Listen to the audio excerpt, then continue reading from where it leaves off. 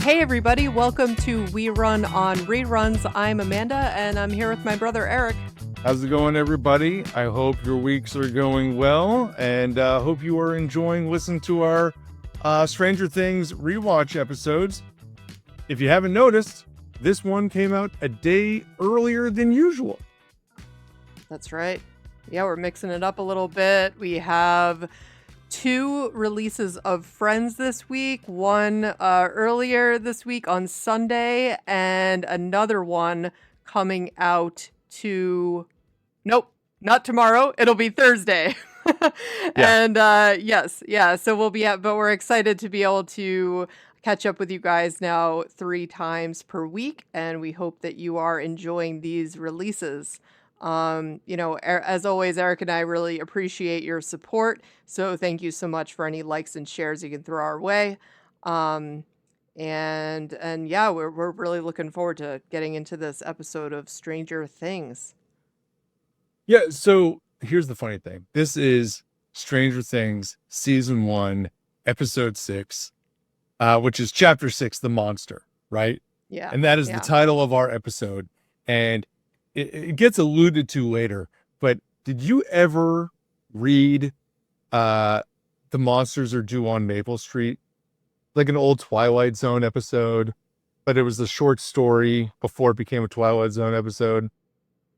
No, I didn't, but I've heard this reference before. I've heard this has been mentioned in a different podcast that I listened to. I used to actually teach this story to 8th graders. And part of the whole thing is that there is all this stuff going on in the neighborhood and the people just turn on each other. And so the lesson is like, well, they're the monsters. Like nobody did anything wrong. They just all turned on each other and became the monsters of the episode. And then at the very end, like in the last paragraphs of the story, it like zooms way out and shows like aliens like actually controlling the electrical activity, which then made them all do all the crazy stuff. While they all come to the realization that they are all the monsters on Maple Street, there are actual monsters that are taking like place in this whole world. And it kind of like ruins the story, to be honest. Like it would have been cooler if they just never zoomed out and did that, because it tells a better story.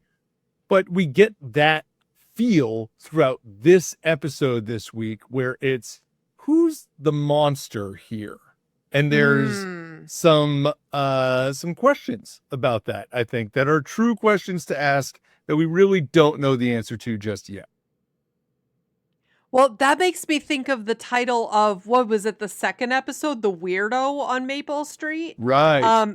And it was kind of, that was the theme where it was like, well, who really is the weirdo here? Like, is it Elle or really is it everyone else, Yeah, and if you've been following along with our Friends podcast, every now and then I have issues with the titles of their episodes. But I do really think Stranger Things is like nailing them down right now. Like these are very good titles. Very good titles. Yeah, so just to recap where we were last week, right? So there was a lot that happened in Chapter 5. Hop takes an elevator to another dimension, only to wake up to find a bug in his house. That's when he was injected in the neck. As you would, take an elevator to another dimension. Yes. Typical activities. Typical day as a Hawkins police chief. The boys name the place where Will is hiding as the Upside Down and compare it to the Veil of Shadows from D&D. Dustin uses their compasses to try to find Will until 11 forces them in the wrong direction to keep them safe. Lonnie holds his scumbag status. Upholds his scumbag status, rather. He does, very clearly. Joyce learns Will's body is fake from Hopper. Nancy stumbles upon a portal within a tree trunk and is now face to face with a monster that now we know is the Demogorgon. Standard stuff, nothing unusual. Run of the mill. Yeah. Now, I don't have any fact-checking updates from our previous episode, but please leave us a comment if you guys, have any thoughts that you want to share with us or anything that you feel like we're amiss or anything that you just agree with and want to let us know. We'd love to hear from you. Or if we misspoke and you want to correct us, please let us know. That's fine too. Oh yeah, I'm always up for hey, let me know if there's been a fact-checking issue. I would love to hear it. Eric, did you have anything before we kind of dive into this episode? Well, so let me just start here by doing the opening here, because I do have a question for you here, and maybe I don't remember it. Maybe we'll get it fact-checked anyway in the future. But we open this episode on Jonathan searching for Nancy in the woods and switching back and forth between him searching for Nancy and Nancy searching for him in the Upside Down in those same woods. And the most interesting piece here is that they can actually start to hear each other. Yes. And they can follow each other's voices a lot, and it leads Jonathan to the stump. And then while he sees and is examining this doorway that we already know Nancy has gone through, Nancy's hand punches through, and he's able to help pull her back to the non-upside down, the regular side, I guess. Yeah. What we know to be reality. Yeah. That's right. Wherever you want to call that. But here's my question. Didn't the stump seal at the end of the episode? Yeah. Did I miss that? I thought at season 1, episode 5, it closed. It did. So this is the way that I'm interpreting that's actually a different opening. So I'm thinking that something forced another portal to be made, and that's how they were hearing each other.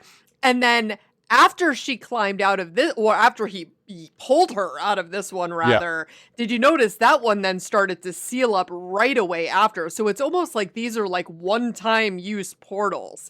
And right after she came through, that sucker was sealed. It started closing back up again, too. Yeah. So maybe this stump is like a potential doorway, but it needs an action to open it. It is. Yeah, it definitely seems that way. And, Eric and I have been talking about this between these episodes and, sharing this across with you guys as well.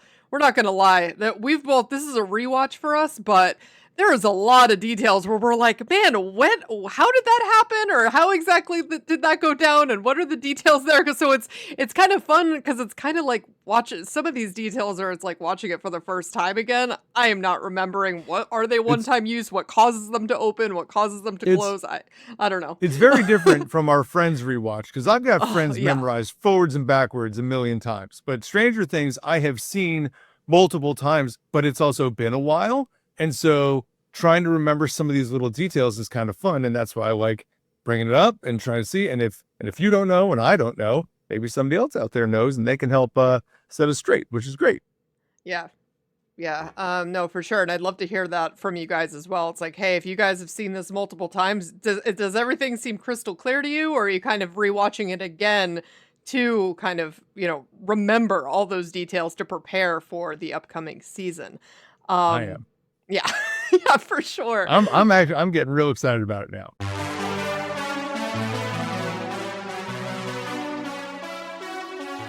All of that happens with Jonathan pulling Nancy out from the stump and back into, reality, I guess, for lack of a better, on top of the tightrope, right?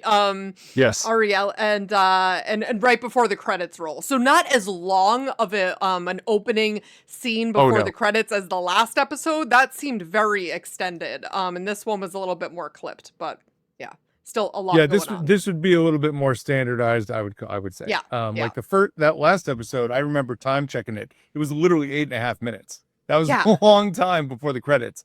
Yeah. But at the same time, it all made sense, like to help set up the episode. So, so now we jump in here, and you know what? We get some of Steve.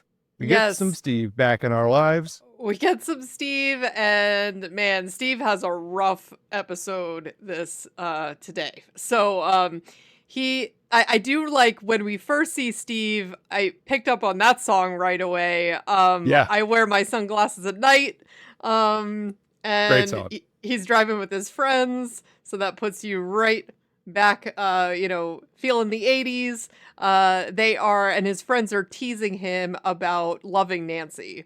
So, Steve is, I guess, I don't know why he thought it was a good idea to take his friends on this trip to go to Nancy's house. Like, I don't, Steve has horrible friends. Like, he has horrible friends. Horrible friends. Why are they with him when he's going to Nancy's house to climb up on her roof? Like, it doesn't make any sense.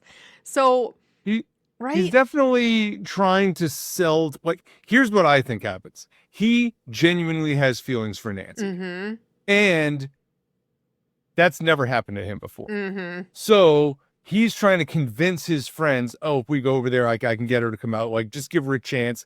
Because he's now trying to sell Nancy to the friends who don't care at all about her and are basically saying, let's just leave her behind. Who cares? Like, whatever. Like, we'll find somebody else. And no. Yeah, it's just that's such a bad decision, because you could tell Steve is the type of dude. He's the tough guy, but he has a fragile ego, and so he's just setting himself up for failure here, because she's already shut him down once when she was swinging the bat around in the garage, and now he's like taking his friends along. Only okay, man. So either way, To be fair to Steve, like, he is living his best high school life without knowing any of the other stuff that we know. Yes. Right? Like, you have to put him in the context of, like, high school kid who's trying to date a girl and has no awareness of all the stuff that Nancy and Jonathan and all of them are going through. And he's trying to be realistic and open with her, but he has no clue. Yeah. He just has no concept. I mean, he does have a concept that like crazy stuff has been going down in this town with like the two kids who have like gone missing. One of them is like, supposedly dead, and then Barb is just gone. And so but yeah, it's like he does not understand the level of craziness yet. Okay, he knows that, but Nancy and Jonathan are literally seeking monsters in the woods and have been to the Upside Down at this point. Yes. Yeah. Right. There's a big difference. So that is why when he scales to the top of their garage to look through Nancy's window and he sees Jonathan consoling Nancy, putting like a sweater around her shoulders, and, he is seeing this, and you could just tell in his face, he's shattered. He's just assuming, well, obviously she's, sleeping with him, that she's moved on, and, his feelings are all hurt. And honestly, it could be that type of situation where he might not even be assuming that, but he is certainly going to report that back to his friends, because he now wants to make her feel really bad about this. But all you see in this scene, we'll get to that later, all you see in this scene is he's just looking back at them, and he's not liking it. And no. Right. And then we're going to a scene with Hopper talking to Joyce about seeing a kid's room when he went into the Department of Energy, or at least he's assuming it's a kid's room because he saw that drawing, right? So he saw the drawing and the bed and the stuffed animal. Yes, right. So he's letting Joyce know, and she's like, you know what? I hear you, but this is one of Will's drawings. And she pulls out that drawing that, Eric, you referred back to in the last episode, where Joyce was recalling when Will was drawing the picture, and he was telling her that he had to use the fireball energy because he had these really beautiful, elaborate drawings.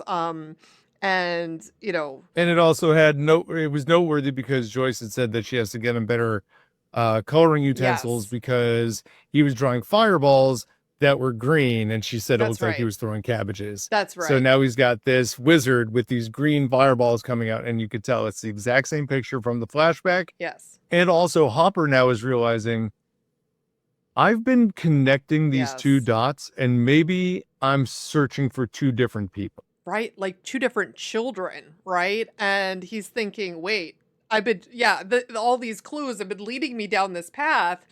And I'm really glad that he didn't take that as, oh, I should stop going down this path because it might not be Will. He's obviously still on to something here, right? And there's still a connection because Will's body is still fake, right? So it's like, right. it's reasonable that there is a connection here because both things point to the Department of Energy. Mm-hmm. We know Will's body is literally a fake, so that's not real. And any information coming from the Department of Energy has been fictitious or lies or circumvented somehow, or suddenly when they do get evidence, it's because the State Patrol has somehow found these things that they were missing because it's just materialized out of nowhere. So now there's a lot of questions. Yeah, and now this is seeming like a really big conspiracy, but which, I mean, when would a government conspiracy only be revolving around one child? Like, now this is kind of really seeming like, well, who knows how many kids are involved in this thing? Who knows, like, how many victims there are? Like, he could be onto something huge, especially since they're going to the lengths that they clearly are.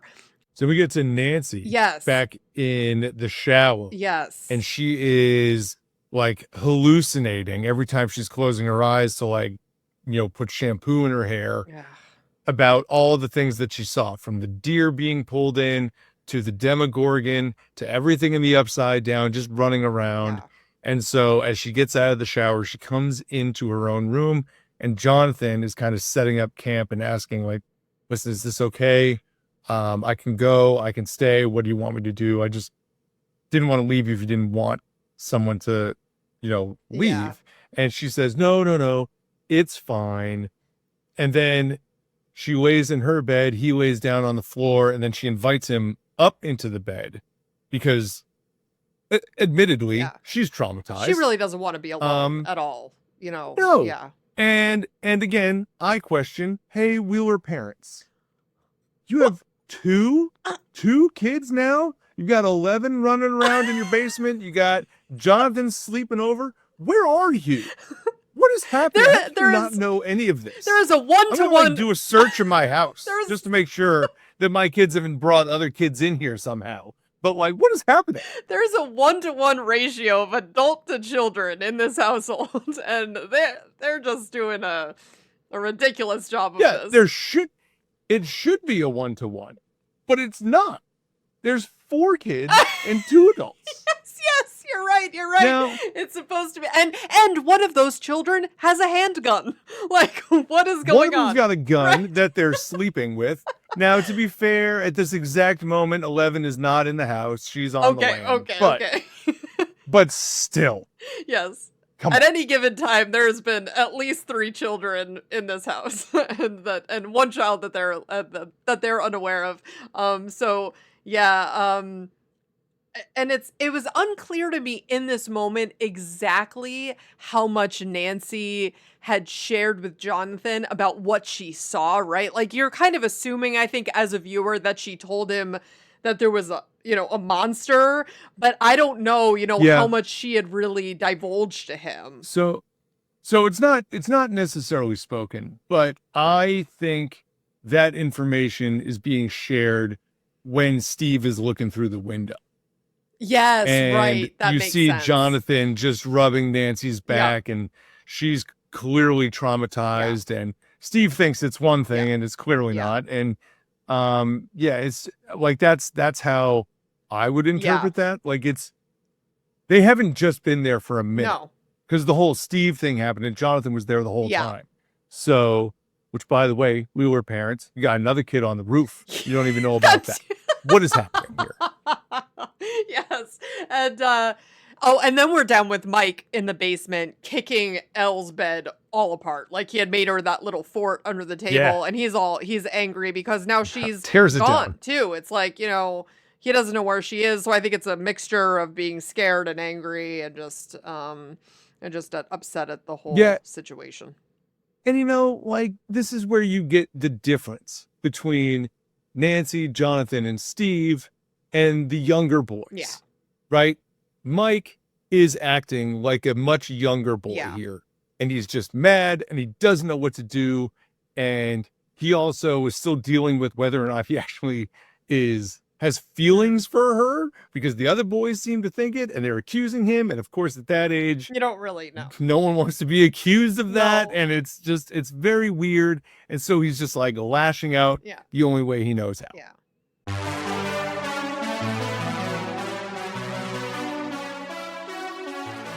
And then we have Hopper in a phone booth, if you can remember what those are.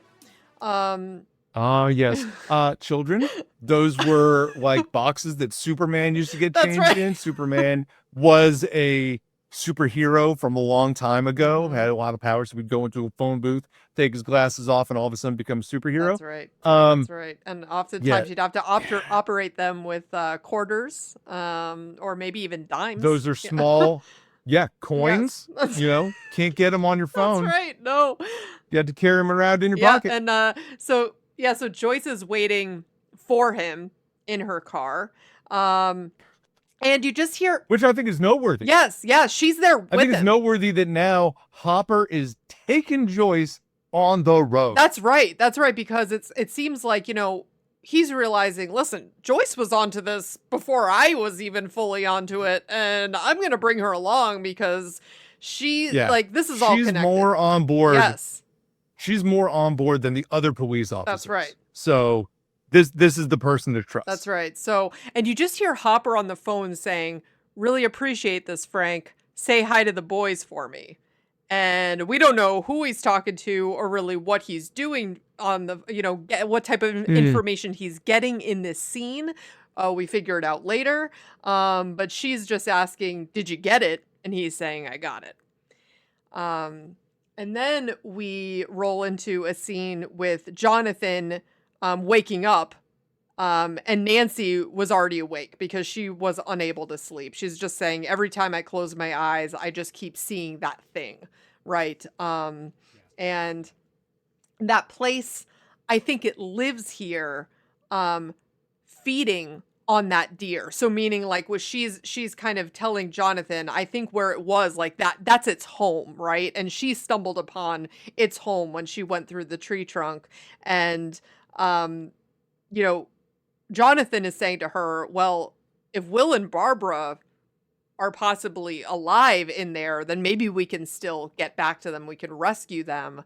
And he's saying to her, like, listen, my mom, she's talked to Will, right? So like, it's possible that we can still get to them.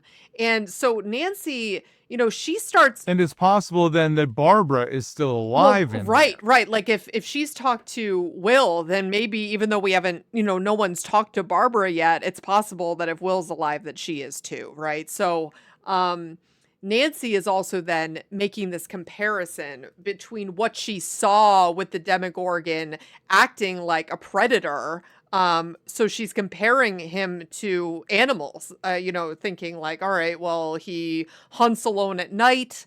It seemed to, act alone and started comparing it to, well, maybe a lion or maybe, a bear, looking at pictures of sharks. And then the concept of like how a shark can sense like even a drop of blood in the water made me think back to that scene with Barb, where remember when I was like, is that something where remember you see her like the blood drips from her finger because she cut her hand on the can.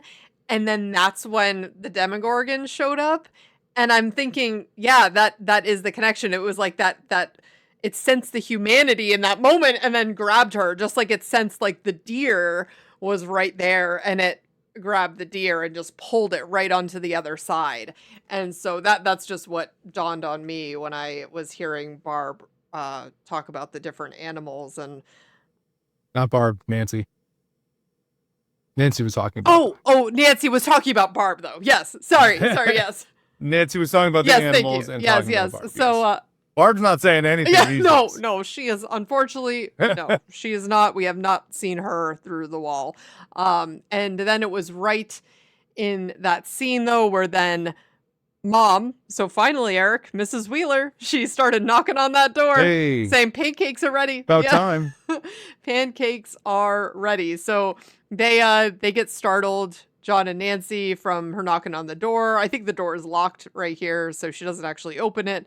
It is locked, yes. But then they look down and realize, oh, we're holding hands in this moment. So they had kind of like grabbed onto each other. So you have that kind of that connection between them. And I don't think it was, Eric, was it in this scene or is it the next one that then they decide they want to fight this thing? I'm thinking it is right there. I think it's in that same scene too, where she's saying, listen, I want to fight. I want to go back. Like I want to. So I believe it's in this moment here where, you know, they've actually decided that they want to go back during the like detecting blood and animal That's discussion. right, yeah. They say, well, we can test the theory. That's kind of how that scene ends. That scene ends. That's right. That they're going to test out that theory. And the only way they're testing it out is going back out there. And I think Nancy at this point is also just driven by the fact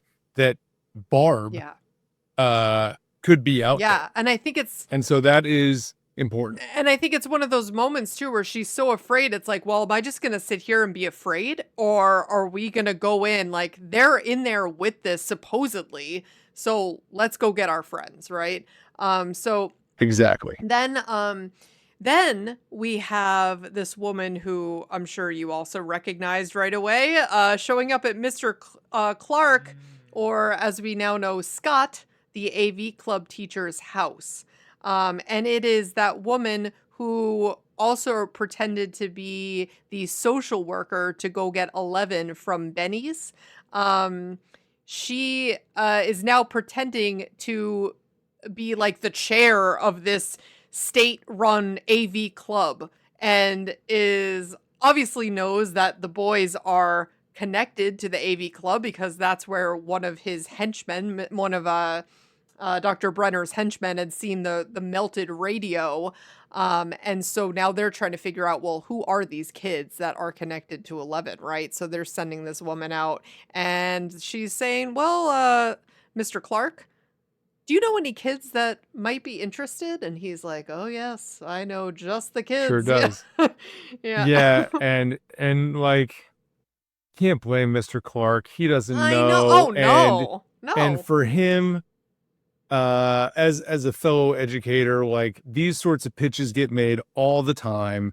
And if you know someone who like genuinely would be of interest, it's so easy to want to set them up for it. Like, yes, let's do something extra for this kid who goes the extra mile all the time in this specific industry. So this is like a dream come true for him. He's got this group of boys that he clearly is close to, and they all go above and beyond in his area.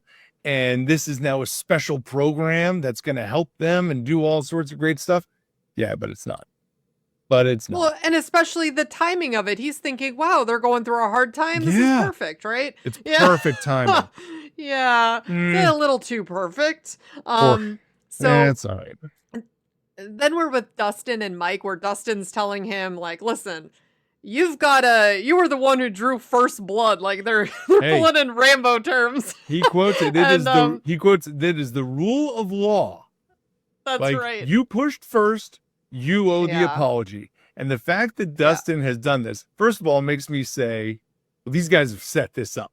Like this is well established group of boys. Somebody's always going to push somebody or bother the other one or whatever. And they have established this rule that whoever is the one that starts it has to be the one to apologize. Well, and I also took that as, because I think Rambo was a big movie at this time. They probably watched it together, because then you see the scene with Lucas like putting the bandana on around his head too, and it's like he's looking all like Rambo too. Very cool. And then he's saying, well, sure, we can shake his hand, but then we need to find 11. Well, and it's funny because again, now we're starting to see Dustin come in, because up until halfway through last episode, he's always kind of floated around in the background, been here and there and kind of sitting on the fence. And now he's the one that's trying to hold the group together.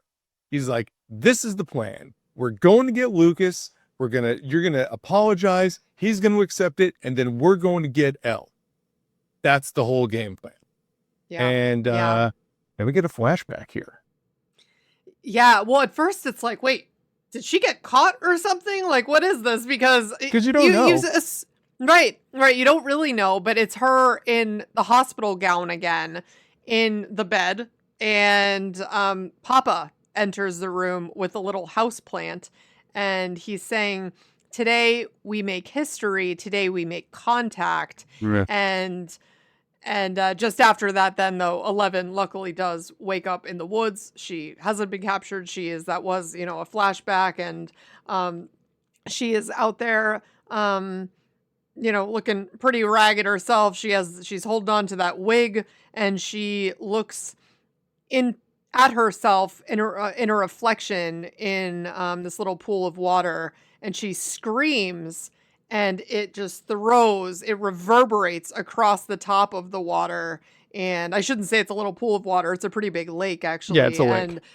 And her, it just throws all of these ripples down the lake. All these birds come flying out of the trees. I mean, it's clear that when she screams, and that's what also had thrown Lucas across the air. Right. Because it's throwing a large amount of energy, right?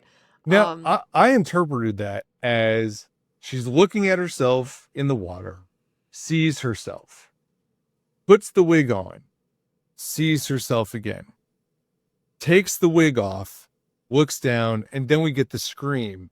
And I feel like that is her frustration for having potentially ruined the relationship with the guys. Mm-hmm. Like, do I want to wear the wig? What am I wearing the wig for? Like, they're not here anymore. So she takes the wig off, and now this is what I know. And now I'm mad because I should have just stayed with that. That's how I look at that. I'm sure there are a million of other interpretations. No, I think that's fair. It's like, now I'm alone still, right? Like, now I have a shaved head and I'm alone, and this is who I am, right? Had a chance not to be alone, but now I'm alone. Yeah. And because and she feels like she kind of destroyed that chance to have these friends. And so she's and that's a pretty quick scene with her. Then we are back at the Wheeler's house, where Mom is like, well, you know what? I'm just going to take out my bobby pin and break right into Nancy's room because she's trying to knock on the door. How do you not have a key? I know, right? The parents. Yeah. You put a lock on your kid's room that you can't get into. Come on, now. mean, and these were those pretty old. Like, I don't know if you remember, like, growing up, we had some of those, like, a couple locks on a couple of the doors that you could just use like a dime and just turn that thing like that. Yeah. It wasn't like it really needed a key. Those are in my house right now. Yeah. Not on my room, but on the kids' rooms. Absolutely. Yeah. Like, for it's like sure. you could lock it, or but it's bathroom. Really not locked. Yeah. It's locked, but I'm getting in if I need to. Yeah, exactly. But then by the time she busts in, there was music playing, but that room was, no one was in it. And I had to say, Eric, what are your thoughts on, hey, Nancy, if you're trying to be a little bit more sleuth, maybe pick up like the blanket and the pillow from the ground? Thought the same thing. I'm like, like, dude, you've left the house. You're trying to like play music and make it seem like you're still up here. And you left a secondary bed on the floor? Come on, guys. This is rookie mistakes. So bad. And Barb is missing. Otherwise, your mom would have probably thought, oh, maybe Barb slept over. No. Barb is gone. So, yeah. And then we are back with Dustin and Mike showing up at Lucas's house, and Mike is offering he outstretches his hand. He's offering, because he drew first blood, and Lucas, begrudgingly, by the way, he's not really in on this. Yeah, he begrudgingly, and then they did shake hands, but he's saying, sort of. They started to. They like. Mike outstretches the hand, and then the scene cuts, and they go inside the house. And Lucas is walking back and forth and back and forth. You can see that he's thinking about okay, well, what can I get out of this? Like, Yeah. he's got to be able to use this. So he says, listen, I will accept this on the condition that we keep going after Will and we just forget about 11. Like, we don't need her. This is the group. And both Mike and Dustin are not having that. Yeah, he's saying we forget the weirdo and go straight to the gate. Yeah, except they're both recognizing, but she's the one that's going to be able to do something. We're not going to be able to do something if we find this monster. If we find a Demogorgon, you can't do anything with your wrist rocket. Right. Like, and we need something with some power to it. She's the thing. That's right. And Dustin is reminding them that they need to stick together, otherwise they'll lose, as they do in their game, right? So Yes, it sounds he like referenced a game that they split up in, and they got picked off one by one by one. That's right. And Mike is saying, Elle is one of us now. And Lucas is saying she's a liar, she's a traitor. And Mike is trying to remind it, like, listen, it was an accident. That's not who she is. It was an accident. And he's saying we're no use to Will if we're dead, right? Or no, I'm sorry, that's what Lucas is saying. Yeah. That we're no use to Will. Lucas is having a hard time just seeing what Mike sees, because he's convinced that Mike just has feelings for Elle. Yeah. And so, because he's convinced that that's the case, he thinks anything Mike says is irrelevant at this point. Yeah. And we get Dustin's opinion on this in a couple scenes. That's right. Yeah. Which kind of puts a little bit more context onto that. But so then we're with Elle at this big boy grocery store. And everyone's looking at her because she's walking in there covered in dirt in this dress, but looking really like her nose is bleeding. She's not looking too good. So everyone is taking notice of Elle. And then we have this flash to a scene with Papa again, where he's telling her to focus and not worry about the spectators, as they're then putting those electrodes on her head again, and they're lowering her down into one of those isolation pools, as we saw before. And he's just telling her, I want you to find them, understand? And she's like, yes. Right. And then she's back in that black space. And then we're flashing back to the grocery store, where the store manager is asking 11, are your parents here? Are you with your mom, your dad? And she just kind of looks at him and then goes to the freezer aisle, sees the Eggos, which Mike had given to her, and she grabs about 4 boxes and then just walks off. More like 7. She grabs as many boxes as she can hold on to.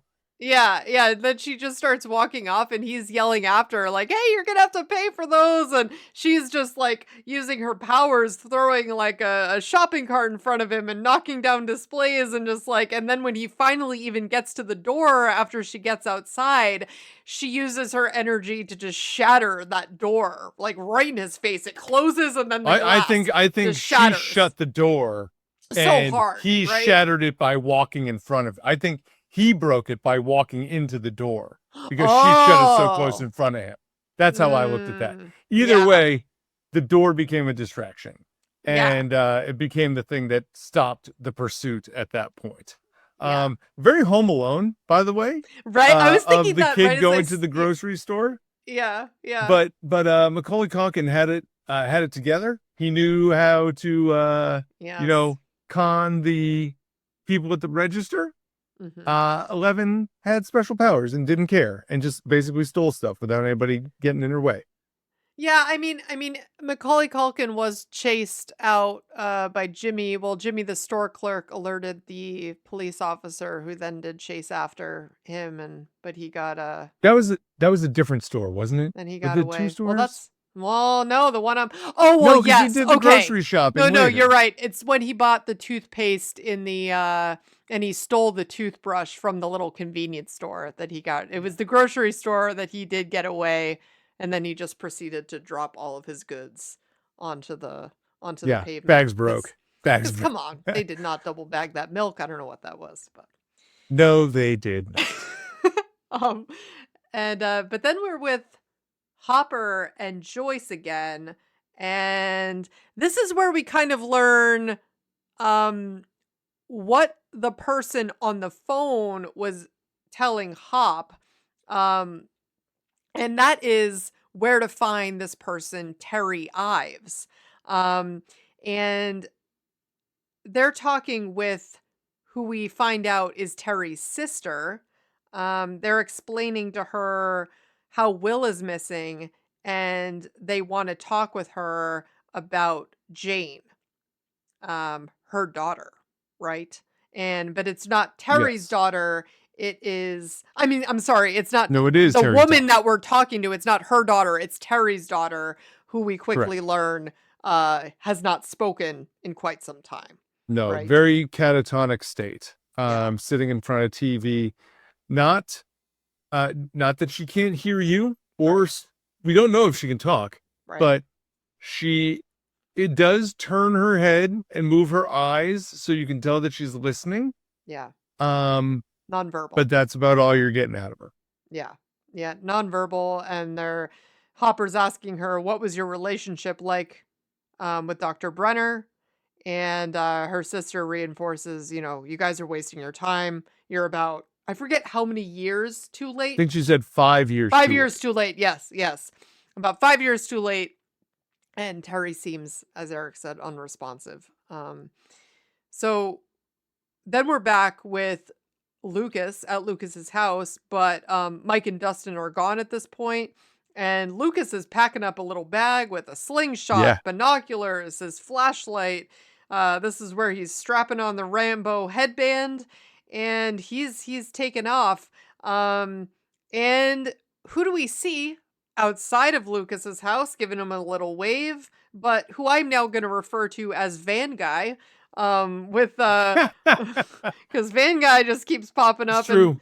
And this is the guy who's putting the electrodes onto 11 in the flashback scenes, and the same guy who is showing up with the Hawkins light and energy, or light and power and light. Yeah. Van. And he's the one who was at the AV. That's right. Club. That's yeah, right. Van Guy. Yeah, Van Guy. So he is waving to Lucas, and Lucas is kind of, okay, I'm going to wave to this random dude. Doesn't seem suspicious yet, but it will later on. And then we have a quick jump over to a scene with Dustin telling Mike that, listen, Lucas is your best friend. And this is also where we learn that that Dustin arrived in the 4th grade, and that Lucas and Mike had really grown up together since they were really, really young. So it sounds like they always had lived in this neighborhood, where Dustin, came in a little bit later, and it's like, hey, Dustin is reminding him he's your best friend until 11 got in the way, right? So now we're kind of understanding maybe a little bit more, like his feelings are a little bit hurt, because I think he used to just spend all of his undivided attention, spend all of his time with just the boys, and now he's a bit more distracted than he had been. And especially, like, hey, Will is like our guy, like he's in our group, and now we have this newcomer, and you're not paying attention like he wishes he would. Yeah, right? and I think Dustin really shines here in this scene again, where we get this moment of Dustin saying, like, being the voice of reason, trying to explain to Mike exactly why Lucas feels the way he does. And that whole idea of the jealousy in there really helps kind of paint that picture for real. Meanwhile, we just saw Lucas gearing up and leaving all by himself because he is focused on finding Will. Yeah. Because he wants to put the band back together. And so he thinks, like, if he can help find Will, that will make things good. But Mike and Dustin just are trying to meld it together differently. And I did like... Yeah. Go ahead. Well, and I think that Dustin sees a potential, well, both Mike and Dustin despite how Mike feels about 11, I think they see the potential in how it's like she's connected to all of this and that her presence is actually really important to finding Will. And I really liked in the scene too how Mike was saying to Dustin, listen, you're my best friend too, like even though you came in later, it was just a really sweet scene between them. And then at the end of this scene, though, they're riding up on that big boy grocery store and they're seeing all these cops around because clearly that manager called the police and they're reporting, Elle's missing. So now you can only assume that Dr. Brenner's guys, Van guy, they're all listening into this police chatter, I'm sure, and honing in on that. For right? sure. So now now it's like they have the information from the AV club lady, and now also this outburst from 11 at the grocery store. So then we're back at Terry Ives' house, and Terry's sister is telling them, a little bit more about this story. So we learned that Dr. Brenner had been paying Terry to take LSD and participate in these drug trials, right? And go into these isolation tanks, sounding familiar. Sounds very familiar.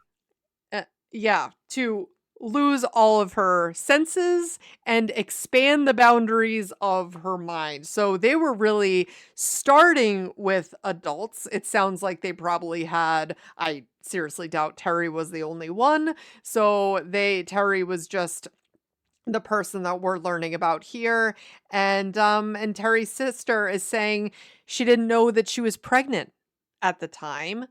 But the doctors have all told her that Terry miscarried in the 3rd trimester. And there's no documentation for any of this. There was no birth certificate. No. There was no nothing. Nope.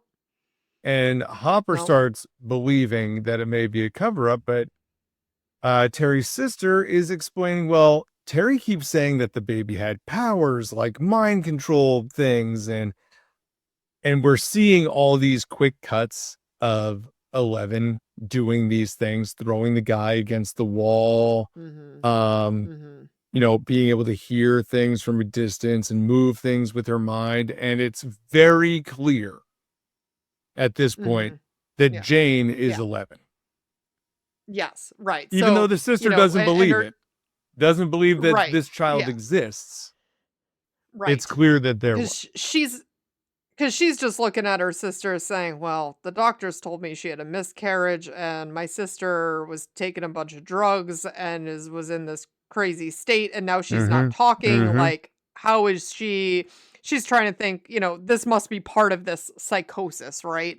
But yeah, I like that they definitely did. The writers, they hit you over the head with this. Like, it's like clearly who they were wanting you to make that connection between this baby, it is 11. Like, they were not leaving any room for interpretation there. All the things that Terry's sister thinks are insane things, they are showing quick cuts of 11 doing all of these things. And it's like, yes. So there it is. Yes. And then you have Hop saying, is there any way that she told the truth about having the kid? And the sister's saying, well, doctors all confirmed she miscarried. And he's saying, well, that could be covered up. It could have been a cover up. Yeah. And she's just keeps saying to him, like, oh, you would have gotten along really well with Terry, meaning like she really, she would have bought in with that too. Maybe. Exactly, would have bought in with that too, but that's probably because, hey. You feel a little bad for, well, not bad, but the sister. Yeah. The sister falls into you can empathize with her. The sister falls in the same boat that Steve falls into, which is like living in a world that none of this stuff could possibly exist in. But Hopper and Joyce are starting to see, hey, what if we expand our reality a little bit and start believing in some of the things that might not be believable? Well, yeah, the things that they've seen is lending to that, right? It's like they've now seen, the fake body for Will and, Joyce has seen Will behind the wall. There's a lot of stuff. Joyce has seen quite a bit. Hopper is piecing things together, but hasn't seen much outside of the portal. Yes, And which is huge. and Will's body. But he didn't go through the portal, and he hasn't seen any of the monsters or any of the Demogorgons or any of that stuff.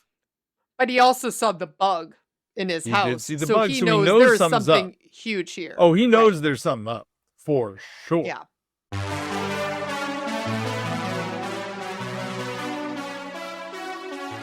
And then we are with Jonathan and Nancy again. I love this scene where they're just collecting a whole bunch of weapons. It's a fun scene. They have a bear trap. I don't know what was in that red tank. Maybe like kerosene? It seemed like gasoline or something. Yeah, gasoline and a lot of bullets. And I love the store owner. He's like, what are you kids doing with all this? And Nancy's just says, monster hunting. And his perfect response. His response is like, oh, he's like, oh, okay. Okay. And it's like, sounds good. You're going to sell these kids like 4 boxes of actual bullets because they claim they're going monster hunting. Like, I mean, he was selling nails that looked like railroad spikes, you know, like they came and picked up everything they could think of. And you're just like, all right, here you go. Have it all. Crazy. It was the 80s. Yeah, it's fine. Yeah. Guess so. And I like when they're kind of loading it into the car and Nancy's just saying, man, this is so weird. It's like I was just hanging out with Steve and his friends and now I'm here buying all these weapons, hanging out with you. And he's like, you know, Jonathan's like, well, what's the weirdest part? Me or the bear trap? She's like, oh, definitely you. And it's just kind of this little flirtatious moment, which is then destroyed by this guy driving by in his car saying, hey, can't wait to see your movie. It's like, wait, what? What are they talking about? Things go sideways here real quick. Really quick. So she's kind of looking around the corner where there's a movie theater and up on the marquee, these who we find out very shortly, but you just see the marquee is spray painted, that like Nancy Wheeler is a slut is featured here at the movies. I forget exactly what it said, but something along those lines. And then she's hearing shaking spray paint bottles right around the corner from the movie theater. So she keeps walking around. And who does she see? Of course, but Steve and his loser friends, where they're spraying more stuff on the walls down the alley. And, you know, she's talking to Steve like, what the hell, man? Yeah. Like, what's going on? And he tells her to go to hell. Yeah. And then as Jonathan is then approaching, he shoves Jonathan more than once. He just keeps pushing him and, you know, going at him and basically like asking for it, you know, like he just keeps shoving him. As he's walking away, like pushing him in the back. Like, this is not like just pushing him and he's not responding. Jonathan is actively walking away from this. That's right. So he's trying to be just, okay, I'm just going to walk away from this situation. Let's go with Nancy. You know, they have better things to be doing, right, than dealing with Steve. But yeah, he can only be shoved so many times. Jonathan turns around and just punches Steve. He starts criticizing not just Jonathan, but his whole family. And he starts comparing him to his dad. And that's, I think, where picking at that thread. Yeah, where Jonathan's, you know, had enough at this point and turns around and just wails on Steve. And this is one of those moments where I feel like, you know, Steve is one of those guys who's just Mr. Popular around and feel like he's probably picked on enough people. But, you know, Jonathan's straight out of the trailer park. And, you know, though you don't want to mess with these people, Steve is in for a whooping. And yeah, I don't know if Steve had ever actually been punched in the face before. I don't think Steve... I think most of the time the bullies just are bigger and get to say stuff and nobody challenges them on it. But when Jonathan starts challenging on him, he's winning. He's winning this fight. Although for what it's worth, sure, Jonathan came from a rougher, upbringing, but at the same time, I don't know, like, Jonathan doesn't strike me as being a fighter himself, like, this is not in his character. I did not see him really being, the one to really get in fist fights either, like, he's a Oh, very no. gentle soul, so, like, that is not right, so that's not normal for him either. Yeah. Agreed, but I will say this. If you've got, like, something to fight for, it matters a lot more. That's right. That's Like, right. Steve Yeah. doesn't have anything to fight for other than, you know, trying to look tough. Yeah. Jonathan is, like, representing himself over his father at this point. And that, And he has and his and whole family. His family name is on and the line. that and to me also, it's about, like, listen, he's also here with Nancy right now, and this guy is now being really hurtful to her too. So it's not only about him, but he wants to stand up for her Of course. as well. And yeah, it was just such a brutal scene though, because it's like he is just punching him. And of course, I'm thinking there's like how many cops ended up showing up? Was it 2 or 3? It was the two cops. No one could have grabbed one of the other guys. Like, what the heck? All Like, they do is cuff Jonathan. They and wrangle up they- Jonathan real fast, Yeah. and then Steve starts running, and the other police officer just can't catch him. I know. And, like, It's listen, like, you what? can give him the address. We know where he's at. Like, we know who you are. Yeah, this is not difficult. Like, just because you didn't catch him on the run, okay, Oh my you know who yes. he is.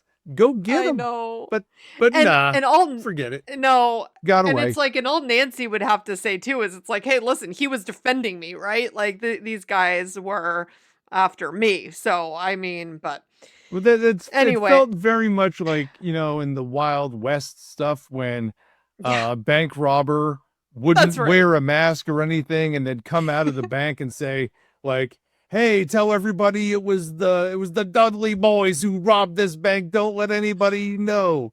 And then like you just gave your name and like everybody saw your faces and you just rode off into the sunset with all the cash and nobody could do anything about it. Have you heard that John Mulaney bit? No. You know that stand-up comedian? Is that like right? That just reminded me of this old, so John Mulaney, the stand-up I do comic, like John Mulaney's funny. He's great. He is so funny. And he has this whole bit about how, like, man, like, remember those old school robbers? They'd be getting dressed like they were going to church and like these huge top hats. They'd be like, hey, don't forget it. It's the, you know, whoever boys. And like, tell people that, yeah, they're just basically shouting it from the rooftops that it's us that robbed the store. And because, hey, no one will find us. And he and I are on the same page then. I'm not delivering it like John Mulaney. I never could, but he and I are on the same page. Funny. I will say I use Dudley Boys because I'm a WWE fan, and that was a tag team back in the day when I was growing up. That. So props to the Dudley Boys. But yeah, I mean, like, that's the thing though. Like, they should have been able to get Steve. How is that not possible? Mm-hmm. Yeah, Nah, yeah, exactly. It is what it is. So then we're back with Hop and Joyce in the car. The cops are now also contacting Hop about Jonathan Byers. So they're saying, hey, are you with Joyce? Because now we have Jonathan, right? Right.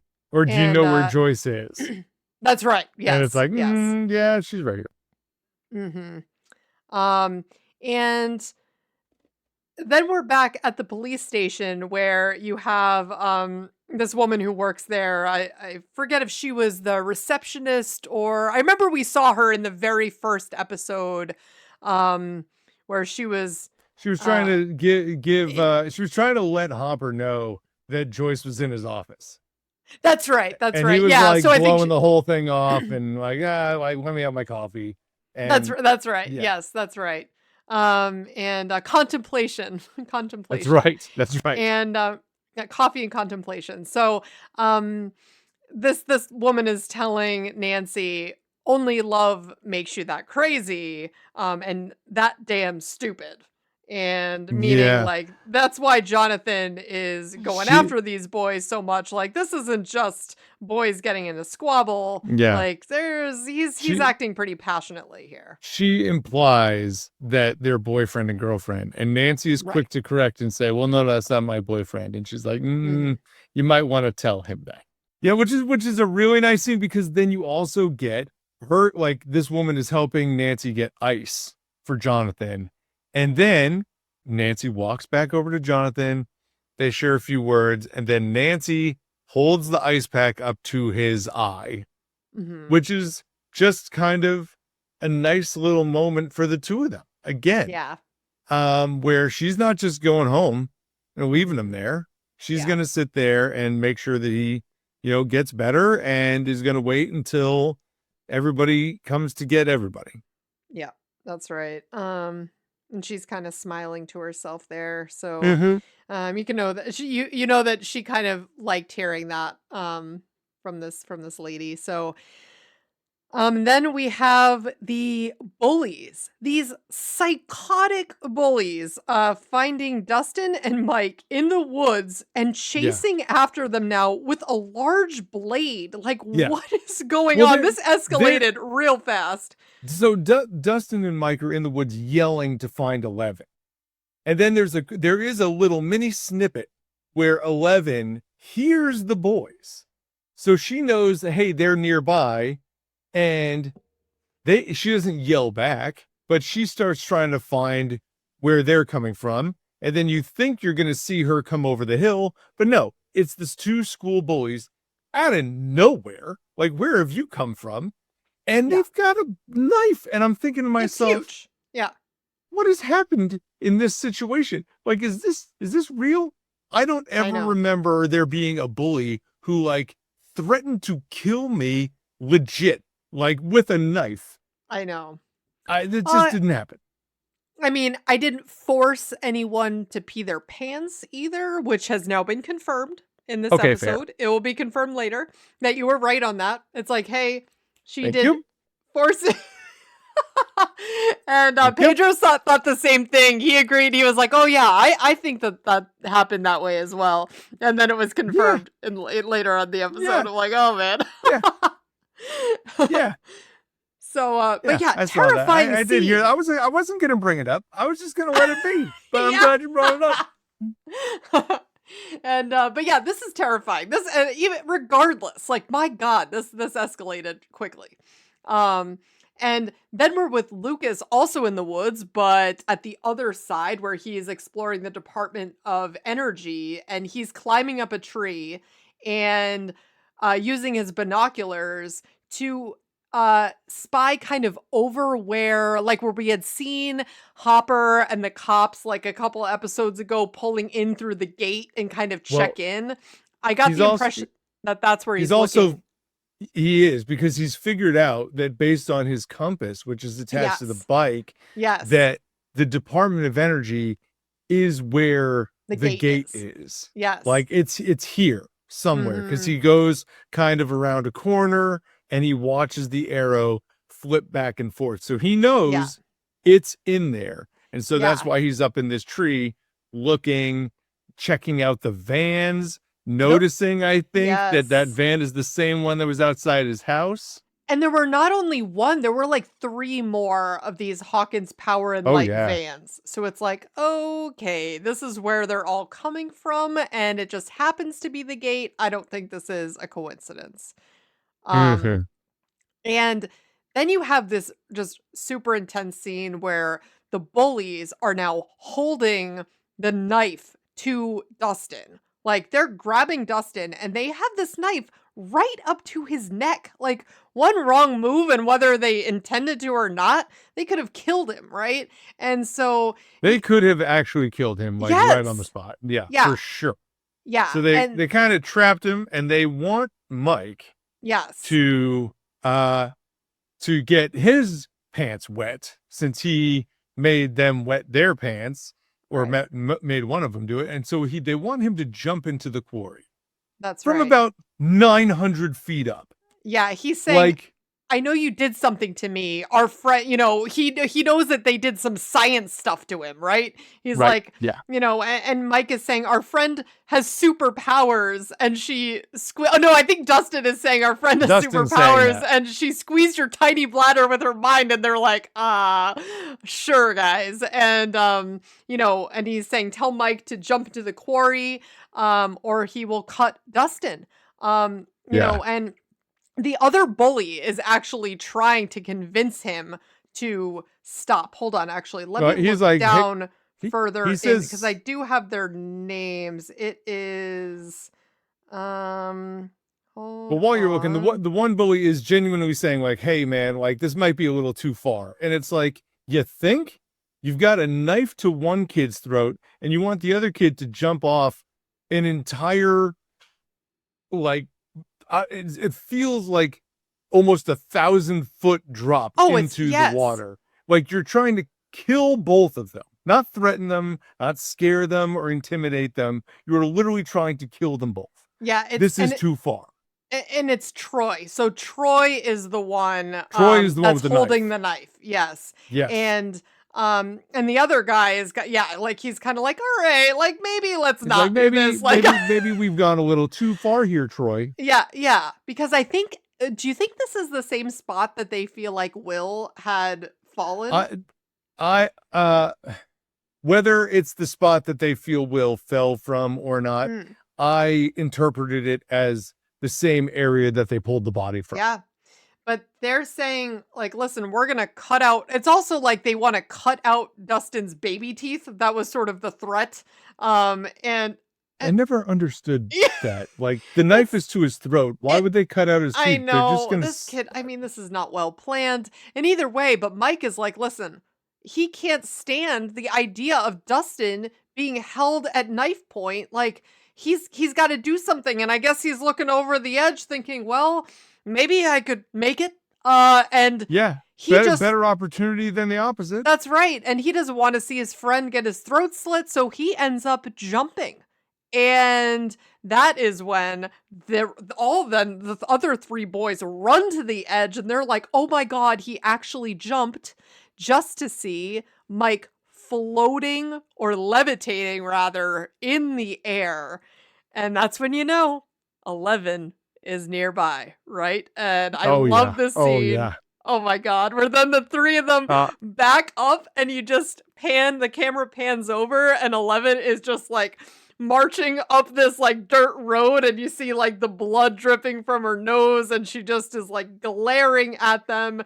And the other two boys are like, oh shit, like this is now going down. Yeah, like we have now run into problems and she is walking up like she owns the joint, and then suddenly the knife is disarmed and the arm is broken. Yeah. And they are like out of here. Like, let's go quickly. She does like the neck bent gesture, and as she's like moving her head in a bent way, it's like then snapping the kid's arm. I love that, where it's like she's then just like twisting literally his arm with her mind.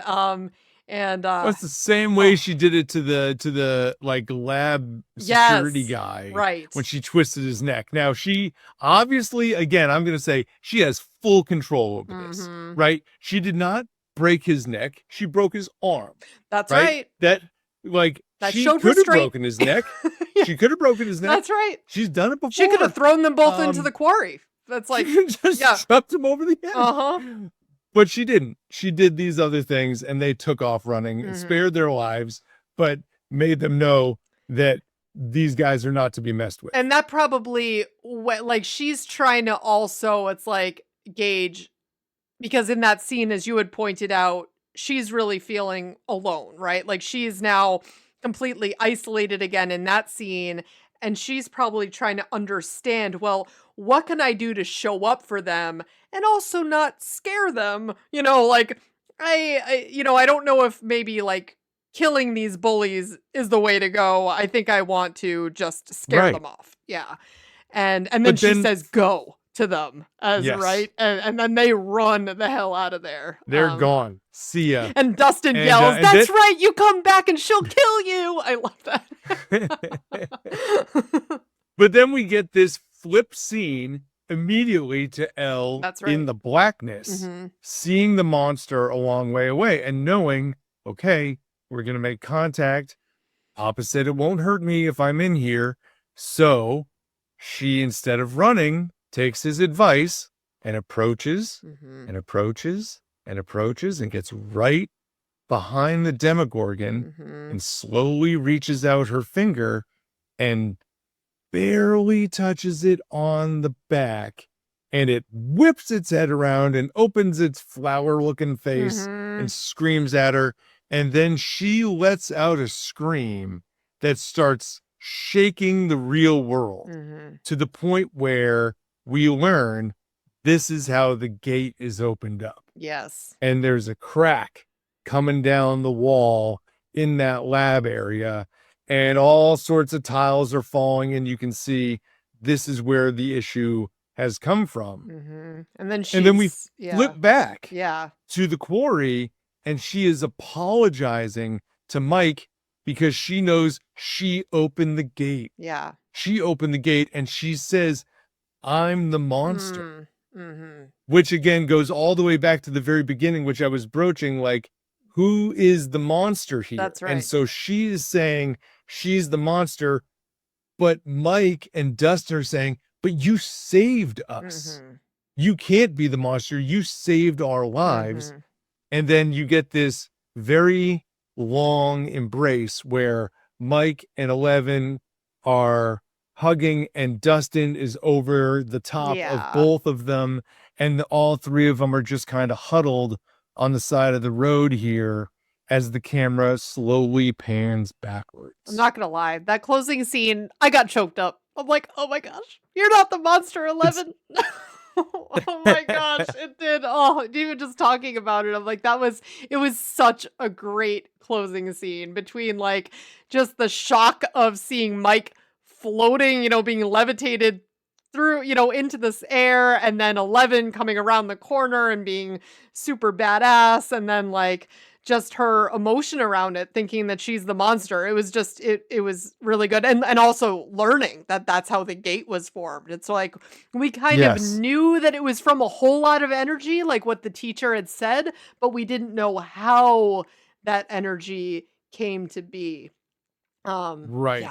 And so there are a few little snippets after this, though. Mhm. There is the Department of Energy guy is watching the three of them Oh, walk away. When you do finally get them walking away, they're exiting through this little area, and yes. Van guy, is hanging out, watching the three of them walk away.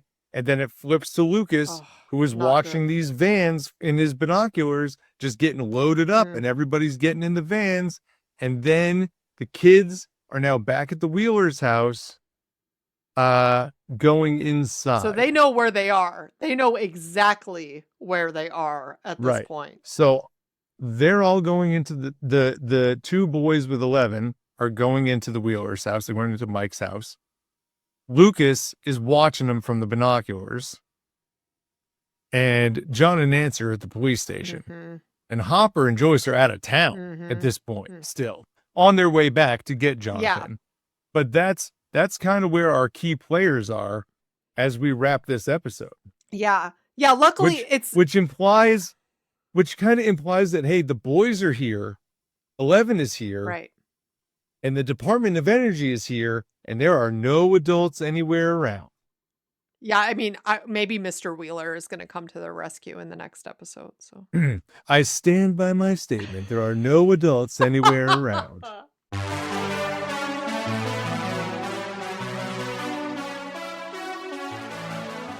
So, the two songs that stood out to me in this episode, were actually one of them was the one I already mentioned, "The Sunglasses at Night" by Corey That one Hart.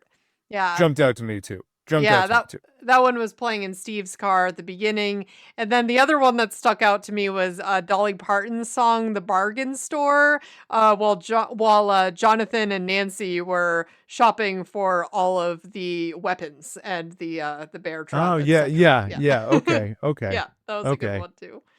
But, okay. um, then a couple of just pieces of trivia here. One of the notable items was when Hopper and Joyce went into Jane's room. So when they were at Terry's house, there was a framed illustration of the White Rabbit from Alice's Adventures in Wonderland. And it's all about a story, a child falling through the portal into the alternate universe. And so there was just a lot of correlation between that story and the one that we're in. So that was just kind For of sure. an interesting note there. And another thing, just a minor thing that stood out to me was Will was not in this episode at all. There wasn't a flashback No. or anything. No, and I mean, I will say this. I'll bring it up again as we get closer. I remember watching all of Stranger Things season 1, and then as I was about to watch season 2, I'm like, well, what are they going to do with Will? Like, how is Will going to factor into this whole thing? Because he's been the target of the rescue, and now they've found him at the end of the season. So what do we do with him here? So I think throughout this first season, Will is a bit character, really. You get a little bit of him in the very first episode, and everything is about finding Will. Yes. But he's not a key piece to this puzzle by any stretch. Yeah, it's just, I think that stood out to me because I felt like the actor, I think he'd been in every other episode up until this one, though. So far. He'd made some type of appearance. Yeah. Even that last one, he was in that really quick flashback of when he was drawing the picture. But so Eric, tell me, with this episode. By the way, this is the only one that he misses. Because he's in 41 episodes of 42. Did you just look that up? Oh, that's cool. I mean, I have the IMDb stuff up because we're going to be talking about the IMDb ratings in a second. So I just pulled up the cast real quick. So he only misses one, and I don't remember him having any lines in this at all. So okay, then. It's got to be this one. All right. Yeah, must be. So Eric, who was your favorite character in this episode? Oh boy. Chapter 6, The Monster. So there are a couple. I always end up having a few here, right? So I'll give some honorable mentions, and maybe one of them is yours. Really liked Nancy and Jonathan both in this episode. Thought both of them did very well. Developed their characters, developed what they were doing. I thought there was a lot of emotion behind every scene that they were in, which is very cool. Really liked 11. Anytime 11 comes out looking crazy, doing something awesome, always a fan. I'm going to pick Dustin as my favorite character for this episode, though, because I love him trying to be the glue that holds this group together.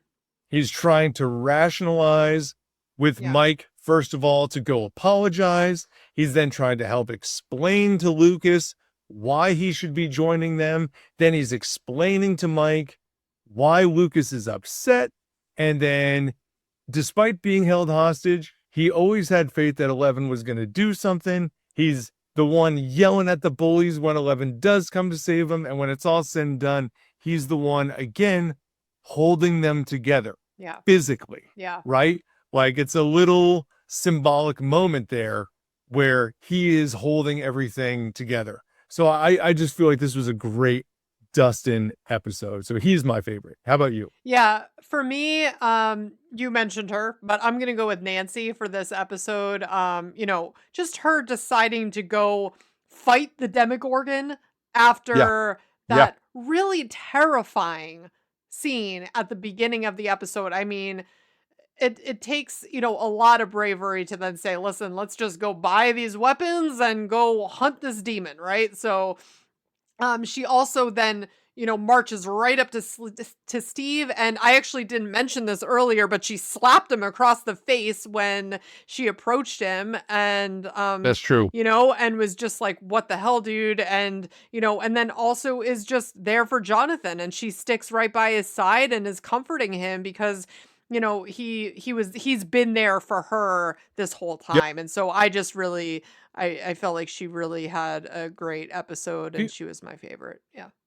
feel like there were a lot of Great, in this yes. one. I feel like I said, there were some characters that really had standout episodes.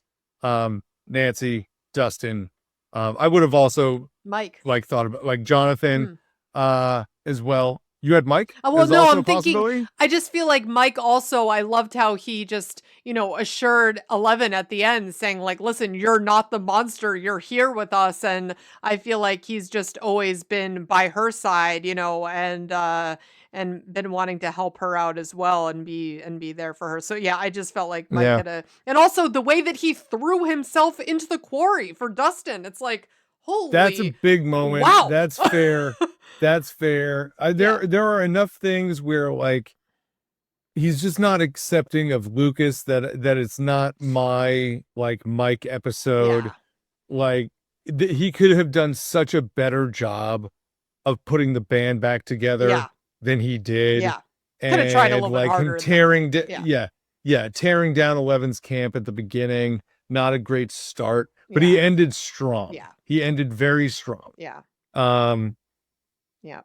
Do you have a least favorite? So, for me, it was very obvious. It had to be Troy. Listen, he's holding Dustin at knife point. He is threatening to cut out its baby teeth unless Mike jumps. I mean, this kid is, is homicidal. So he is just a little psychopath, and he deserves whatever 11 throws his way, as far as I'm concerned. So it's Troy.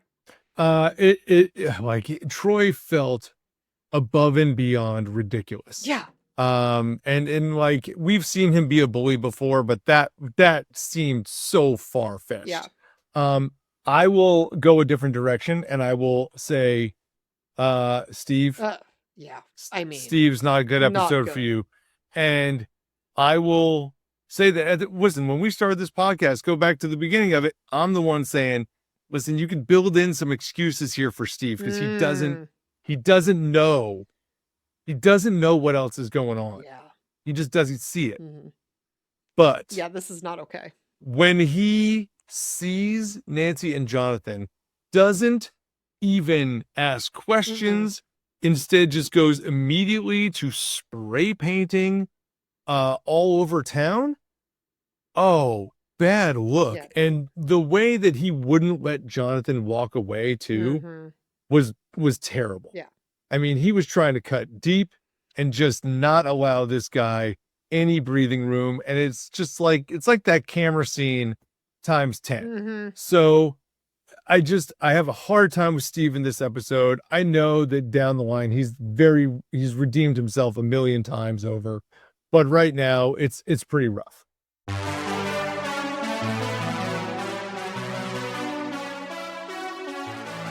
But let's get into our IMDb segment now, where we're always trying to give our ratings for the episode, as well as taking a look at what all of you have voted on IMDb for the rankings. We know that the ranking average for Stranger Things is an 8.6.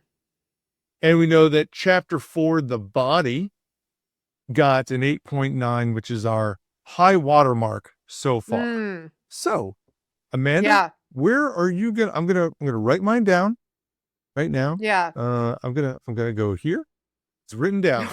So it's official. Now you can't change not changing it. All right. It's in ink. I wrote in pen. So I'm gonna give this one an 8.7.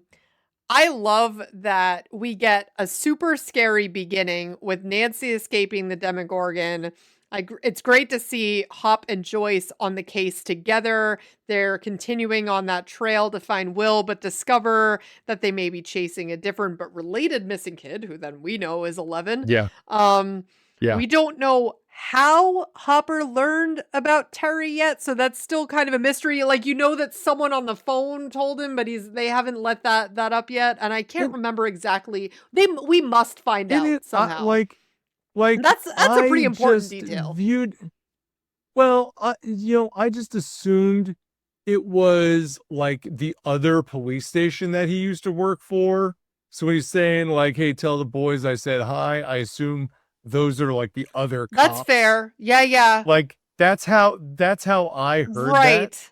That's a great point. But like, how would I didn't think it was boys as in children. No, it's true, but still, how did, do you think he gave them Dr. Brenner's information and then they did more research onto possible police involvement? I guess For what? to find Terry. How did they? We said at the beginning, I'm looking for Terry Ives, Terry with a Y. But how? So he gave him the name. Where did the name come from? He knew he had that at Joyce's house. That this woman had come forward. He'd found it on all those articles in the microfiche. Oh, that she had reported a child. All right, missing. guys, sorry about that. I'm catching up here. Yeah. Oh my God. We're gonna have to redo this whole episode to straighten that out. That's great. Okay. All right. Fair. So, okay. Well, that answers that mystery. There you go. Problem solved. But now we're with, we discover 11 is the kid, right? And then we have Mike Jane. Levitating at the end here. And we learn also how the gate was created. Again, this episode was packed of all this information. And then we end on this crazy cliffhanger where Dr. Brenner's henchmen now know exactly not only where Elle is, but now they have, they know where she's staying. So they could just bust into this house and take all the kids. We don't know what's going to happen next. Right. So it's a really good cliffhanger here. So yeah. So okay. I'm an 8.7. How about you? I have 8.8. Oh my God. I actually almost put 8.7. And I said, you know what? I'm going to bump this up a little bit. This is a really good one. There were a lot of cool moments. So you and I are on the same wavelength here, high eights for sure. I don't know if it's better than the body one, but it's pretty darn close. Yeah. So let me, I've got Stranger Things up, but I got to pull up the episodes. And this is episode 6, The Monster. Heyo. Episode 6, 8.8. Oh, you were spot on. Spot on, but you're right there. It's an 8.8. Totally justified.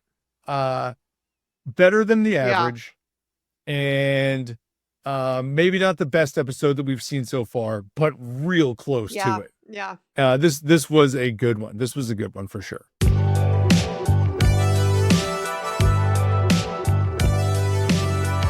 Thanks so much for listening to the We Run on Reruns podcast. Please follow us on Instagram and TikTok and subscribe to our YouTube channel. And again, we really appreciate all the support you guys are giving us by hitting that like button and sharing it and saving these things. So if you could just find it in your hearts to share this with your best friend or your mom or your dad or anybody that reminds you of any of the characters from Stranger Things, that would be amazing and we really appreciate it. Go check out our website on werunonreruns.com. For Amanda, this is Eric. Enjoy watching episode 7 of Stranger Things this week. We will see you next Tuesday. See you later, guys.